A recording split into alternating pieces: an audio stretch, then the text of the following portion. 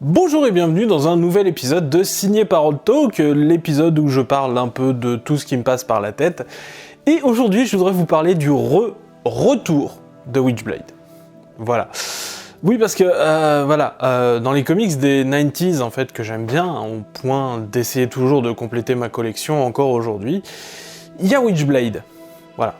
Cette bonne petite série qui est vachement cool. Et voilà. Je vous en ai déjà parlé, normalement, ça fait partie des premières séries sur lesquelles je suis tombé en termes de comics, en même temps que Tomb Raider. Voilà.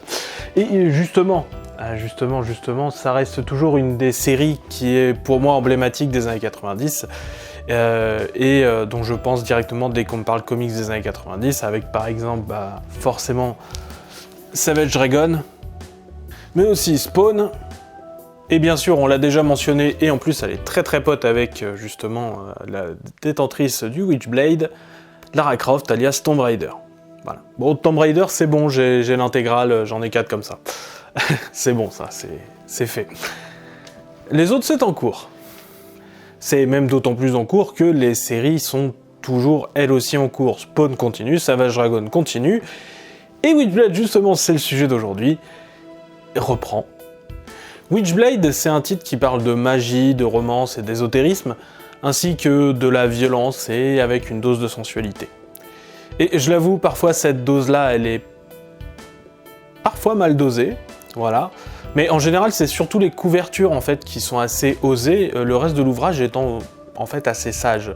Aidé en cela par quelques artistes comme par exemple Christina Z, Michael Turner, Stjepan Česić ou encore Ron Marz, qui ont réussi à insuffler, je trouve, au personnage de Sarah Pezzini, qui est le personnage principal de Witchblade, une âme qui, sans être parfaite, me plaît bien.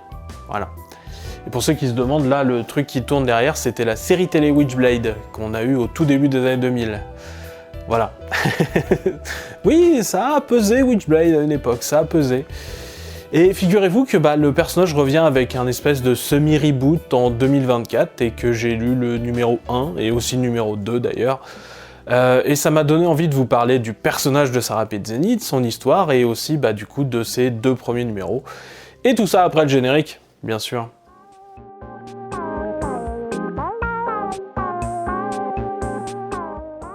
Witchblade, c'est une série qui a commencé en 1995 avec la découverte par l'inspectrice de police Sarah Pezzini d'un artefact mystérieux nommé justement le Witchblade, c'est bien fait. Et le Witchblade, c'est un artefact qui parcourt l'histoire de l'humanité en fait en prêtant sa force à des femmes d'exception capables d'en supporter le prix. C'est une relation mi-parasitaire, mi-fusionnelle, et l'inspectrice de police est alors entraînée petit à petit dans un monde bien plus sombre encore que les meurtres et les vols et tout ça. Celui des sacrifices magiques et de la lutte entre le ciel et les enfers, enfin bref. C'est le bordel. Le bordel ésotérique toutefois. Bien que souvent représentée dénudée, souvent en couverture pour appâter le chaland, Sarah Pezzini est une femme assez bien écrite, qui s'est engagée dans la police après la mort de son père, lui-même inspecteur, et qui croit fermement au bien fondé de son métier, qui a ses propres motivations et besoins. Bref, c'est une héroïne crédible autour de qui gravite une galerie de personnages comme Jackie Estacado, le poster du Darkness, Daniel Baptiste, qui porte aussi occasionnellement le Witchblade, ou encore Ian Nottingham, samouraï aux motivations bien souvent ambiguës au service du mania Kenneth Irons. Les intrigues de Witchblade sont souvent des intrigues au long cours qui mettent beaucoup de numéros à se conclure. On est sur un titre d'action-aventure mais écrit comme un soap-opéra. Parfois c'est assez amusant à suivre. Sarah a grandi et est devenue amie avec Lara Croft, c'est même comme ça que j'ai découvert le personnage, comme je vous ai dit, je tombais beaucoup plus facilement sur les comics Tomb Raider et Witchblade. Et Witchblade était là parce que Lara Croft, ça c'est sûr. Sarah Pezzini, elle a eu une fille, elle s'est mise en couple avec un collègue policier, Patrick Gleason, et elle tente de résoudre les mystères du gant mystique qui est le Witchblade tout en assurant sa mission de policière. Le gant, le Witchblade, est un artefact mystique qui a traversé l'histoire et a eu de nombreuses porteuses, dont on peut généralement suivre les histoires dans un autre titre qui s'appelle Tales of the Witchblade, et on peut y retrouver parmi ces nombreuses porteuses la pirate Ain Bonny, Jeanne d'Arc, ou encore la déesse Bastet, pour parler des personnages qui sont connus historiquement, en dehors de la mythologie Witchblade. Donc il faut savoir que la série Witchblade se déroule dans l'univers Topco et que dans cet univers, il y a certains artefacts qui sont genrés. En fait, au niveau des pouvoirs, on a par exemple le Darkness qui ne s'attache qu'aux hommes, et par exemple l'Angelus qui choisit toujours exclusivement des hôtes féminins. Le Witchblade a été créé pour être un pont entre ces deux pouvoirs. C'est un gant d'essence masculine, en tout cas c'est ce qui nous est toujours dit, qui ne choisit que des porteuses femmes. Mais du coup, voilà, la guerre règne toujours entre les cieux et les enfers, la lumière et l'ombre, l'Angelus et le Darkness, et le Witchblade est au milieu de tout ça, et il faut bien réussir à s'en débrouiller. Et tous ces concepts qui ont eu leur propre série et adaptation, il y a eu un titre, The Darkness, alors il n'y a pas un titre Angelus, mais il y a un titre Magdalena, enfin voilà, ça a créé tout un univers à part, Witchblade. Tous ces trucs-là sont nés justement dans le titre Witchblade, et alors si je les aime un peu moins, tout ce qui en est sorti, c'est quand même également de qualité, hein. Même si j'avoue, ok, les jeux vidéo The Darkness, ça c'était de la bombe. Bref, Witchblade c'est quand même une bonne série, et mine de rien, une des séries les plus longues avec un protagoniste féminin à sa tête. Et c'est pas rien. Le titre a duré 10 ans, de 1995 à 2015, et c'était plutôt une bonne série, avec quelques bas, genre vers les numéros 40 à peu près. Mais il faut quand même voir qu'on a des débuts plutôt solides, on a le passage de David Voll ensuite, qui est vraiment pas mal, et surtout le run de Ron Mars, qui a vraiment réussi à rendre la série incroyable, c'est pour ça que c'est un peu celui que j'ai mis un peu le plus en avant autour de moi. Voilà, et il y a eu certaines mini-séries aussi à côté, comme par exemple la série Artifacts ou encore Broken Trinity, bref, avec tout ça, en fait, lire Witchblade, ça vaut quand même le coup. Et même au niveau visuel, hein, le nombre de bons artistes qui sont passés par ce numéro est assez dingue, qu'on parle donc de Michael Turner, de Francis Manapul, de Stjepan Sejic, d'ailleurs Manapul Sejic c'est un peu... C'est pas le premier endroit où ils ont dessiné, mais c'est un peu l'endroit où ils ont commencé à faire vraiment leurs premières armes et à faire vraiment leurs preuves. Donc voilà, donc ça a été un titre aussi un peu tremplin pour certains artistes, c'est plutôt pas mal. Et voilà, hein, c'est ces titres-là qui leur ont appris à faire des séries vraiment ongoing, à faire des séries à suivre, et donc du coup à être aussi bons finalement par la suite. Il y a eu malheureusement un reboot de l'univers Topco qui a détruit, je trouve, le momentum de la série Witchblade, qui lui a fait perdre bon nombre de lecteurs, à partir du numéro 151. Et bref, c'est pas une surprise que le titre se soit arrêté au numéro 185, parce que cette relance, en fait, elle a beaucoup changé de choses à tout ce qui était univers ésotérique chez l'éditeur Topco, et donc du coup, ça a changé toutes les règles de Witchblade. Et j'avoue que même de bons auteurs et de dessinateurs, ils n'ont pas réussi à faire grand-chose. Pourtant, on avait toujours Ron Mars au scénario, qui avait réussi à faire sans doute les meilleurs moments de Witchblade. Néanmoins, vous voyez que dans le titre de cette vidéo que c'est un retour. C'est parce qu'en 2017 a déjà eu une première tentative de faire revenir le titre. Ce coup-ci avec une nouvelle porteuse, une journaliste du nom d'Alex Underwood, dans une ambiance un peu urban fantasy, très lente dans sa mise en place.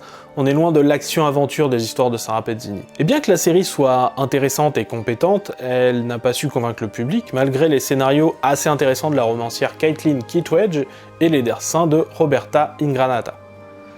On y parle ésotérisme et conspiration avec peut-être trop de personnages trop rapidement pour son propre bien. Mais il y a des choses intéressantes dans ces 18 numéros et 3 arcs de 6 numéros, chacun bien rangé dans leur recueil respectif. C'est une série peut-être trop sage pour son propre bien, qui manque une certaine densité d'action pour aller avec les états d'âme, tout comme on avait par exemple dans la série d'origine.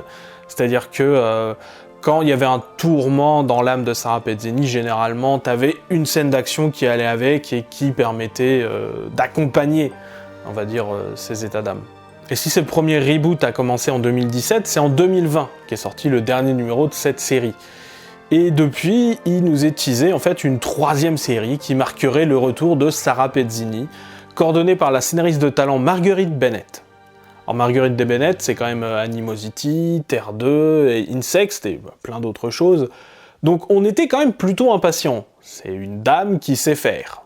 Elle s'est mélangée écriture et action, comme le présuppose en fait une série Witchblade. Je sais pas si vous voyez, mais ça bouge partout. Par contre, les artistes annoncés, eux, ils n'ont pas cessé de tourner. D'abord, c'était prévu pour être avec son acolyte en fait de Insext, à savoir Ariel Cristantina, et finalement, on a Giuseppe Cafaro qui s'occupera de la partie graphique de ce reboot de 2024. Parce que le titre a mis 4 ans à sortir, et voilà, donc le premier numéro, il est sorti au milieu du mois de juillet 2024 aux USA. Ce numéro 1, il est plutôt intéressant, on y suit d'un côté Sarah faire son enquête pour capturer des vilains, tandis que le Witchblade, lui, cherche Sarah, et passe d'hôte en hôte, parce qu'il commence en fait en Allemagne, pour arriver finalement à trouver Sarah et fusionner avec elle pour tabasser les vilains et l'empêcher de mourir.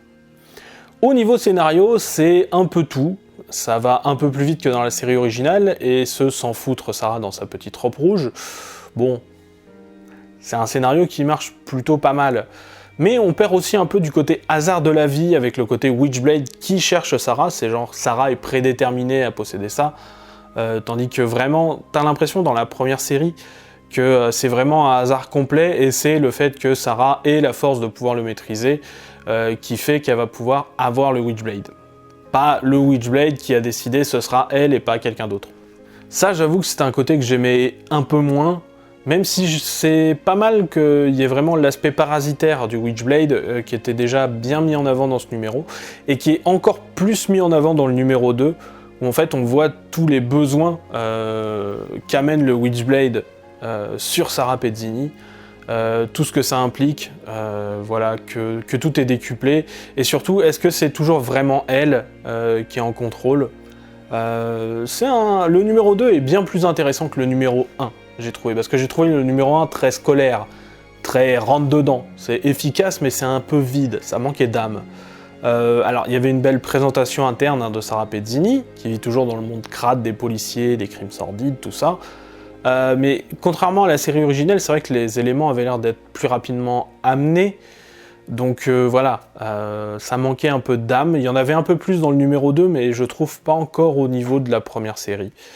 Tout de même, le numéro 2 me fait me dire il y a quand même moyen d'être optimiste. Et c'est pour ça aussi que j'avais envie de faire cette vidéo, parce que si c'était pour totalement tout défoncer, je l'aurais peut-être pas faite. Voilà. Là, j'ai des éléments qui me laissent me dire ah, ça peut être pas mal. Donc du coup, c'est pour ça que je vous fais cette vidéo aussi. C'est si vous aimez bien Witchblade et que vous lisez un peu la VO, allez voir, c'est quand même pas mal. Même si j'espère toujours qu'il va y avoir encore un peu plus de surplus d'âme, voilà, qui fera que le titre n'en sera que meilleur.